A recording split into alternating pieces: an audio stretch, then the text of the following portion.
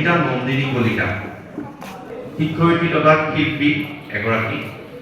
নমিতা এগৰাকী শেহতীয়াভাৱে এগৰাকী শিক্ষাসেৱী তথা এগৰাকী ভাল ইউটিউবাৰ বা সামাজিক ক্ষেত্ৰখনত খুব সক্ৰিয় হৈ থাকে।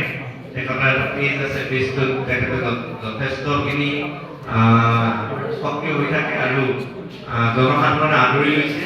এগৰাকী সাহসী যুৱতী বা সাহসী বোৱাৰী হিচাপে আমি নমিতা নন্দিনীৰ লগত বহুতেই সামাজিক ক্ষেত্ৰত কাম কৰি আছো।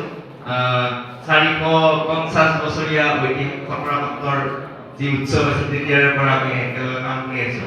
তেখেতক ধন্যবাদ আৰু তেখেতে জ্ঞাপন কৰিছো নমিতা নন্দিনীলৈ, আৰু তেখেতক এখনি জাতীয় গামোচাৰ সম্বৰ্ধনা জনাবৰ কাৰণে অনুৰোধ জনাইছো।